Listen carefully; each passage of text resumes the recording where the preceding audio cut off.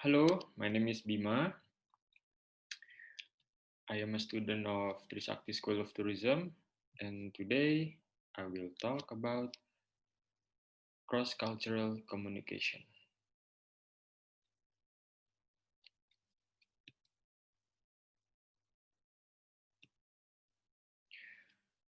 Cross-culture refers to an effort to ensure that its people interact effectively with professionals or non-professionals from backgrounds different from their own. It implies a recognition of national, regional, and ethnic differences in manners and methods, and a desire to bridge them.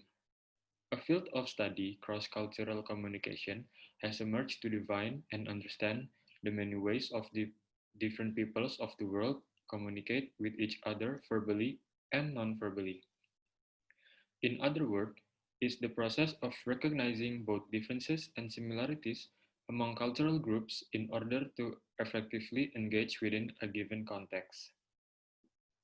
This explains how to say hello in different languages or even other common things.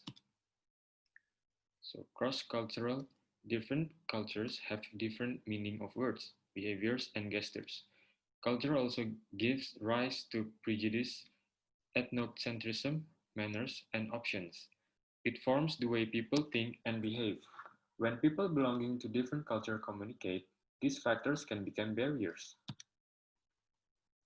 So how does cross-culture work? Nowadays, many individuals are training themselves to be more aware about cross-culture, on how to communicate and interact effectively with those from other cultures.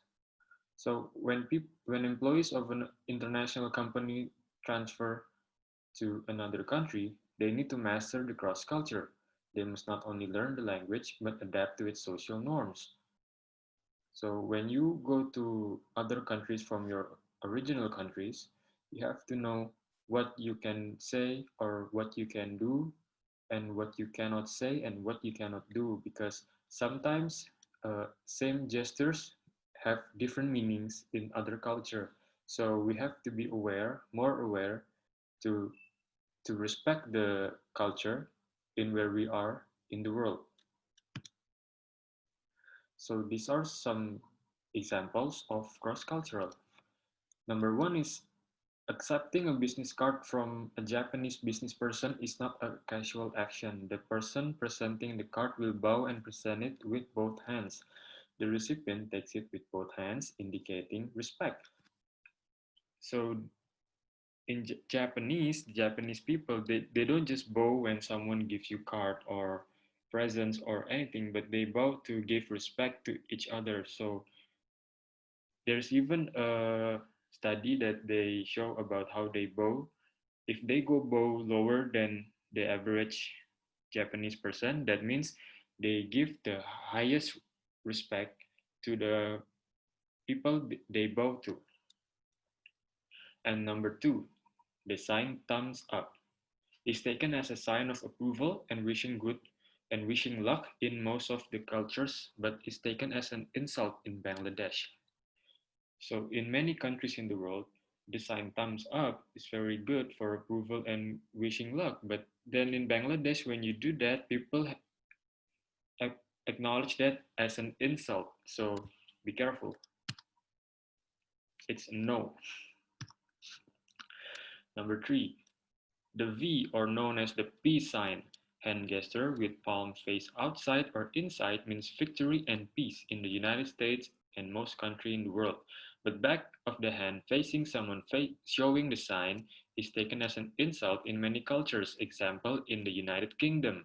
In these two pictures, you can see the pictures in the right here is in the United States, where people oftenly do the V hand gesture when people take pictures or other things.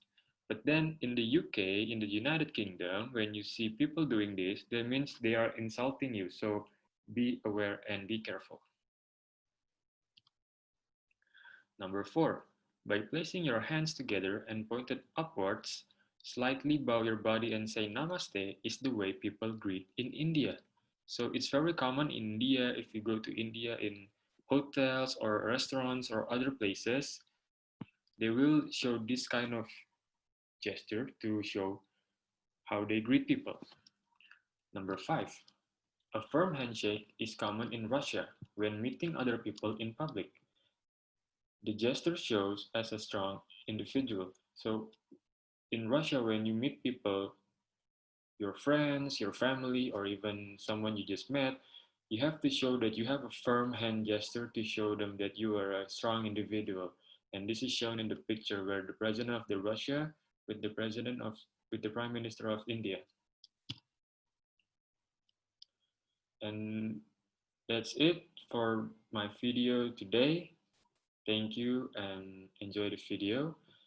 If you want to know more about Agoda or other video, my video as well, you can click one of the links here or I will show it up here in the video. Thank you.